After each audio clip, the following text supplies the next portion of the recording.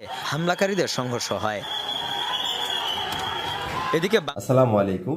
উগ্র হিন্দুত্ববাদীরা তাণ্ডব চালিয়ে বাংলাদেশের হাইকমিশন, আগরতলা যে বাংলাদেশের হাইকমিশন অবস্থিত আছে সেটাকে তছনছ করে দেয়। আর সেটার একমাত্র নেতৃত্ব দেয় বিজেপির নেতা শুভেন্দু অধিকারী। এই শুয়োরের বাচ্চা একটা কুলাঙ্গার।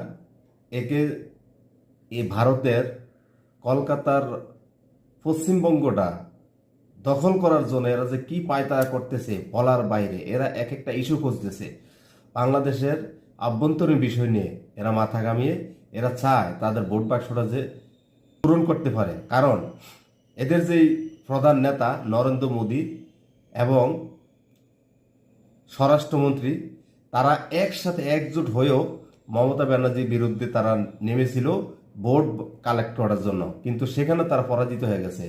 এই শুভেন্দু অধিকারী হয়েছে বিজেপির একটা ফাঁসাটা গোলাম। ওদের সাথে মানুষের উপর অত্যাচার করে এটাকে জঙ্গি হিসাব করে বাংলাদেশকে থ্রেট দিচ্ছে। ওরা নাকি আমাদেরকে বলতেছে, ওরা বাংলাদেশকে বলতেছে তারা নাকি আমাদেরকে খাওয়ায় পড়ায় এবং তারা নাকি আমাদেরকে স্বাধীনতা দিছে।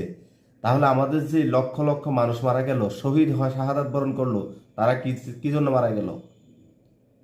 এই শুভেন্দু অধিকারীর মতো এরা কুকুরের বাচ্চা, এরা কোনো মানুষের বাচ্চা না। দেখেন তারা কিভাবে মানুষের উপর অত্যাচার করতেছে, শুধু একটু দেখেন। হাই কমিশনটা কিভাবে ভেঙে তছনছ করে দিল, ভিডিওতে একটু দেখেন। সোমবার স্থানীয় সময় দুপুরে আগরতলা অবস্থিত বাংলাদেশের সহকারী হাইকমিশনে হঠাৎই হামলা চালানো হয়।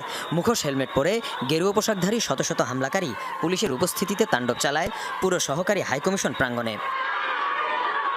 উগ্র হিন্দুত্ববাদী সংগঠনের নেতাকর্মীদের হামলায় সহকারী হাইকমিশন প্রাঙ্গণে আতঙ্ক ছড়িয়ে পড়ে। নামিয়ে ছিঁড়ে ফেলা হয় বাংলাদেশের জাতীয় পতাকা, ভেঙে ফেলা হয় স্থাপনার বিভিন্ন অংশ। পরিস্থিতি নিয়ন্ত্রণে না আসলে মোতায়েন করা হয় কেন্দ্রীয় বাহিনীর সদস্যদের। প্রত্যক্ষদর্শীরা জানান, এ সময় নিরাপত্তা বাহিনীর সদস্যদের সাথে হামলাকারীদের সংঘর্ষ হয়।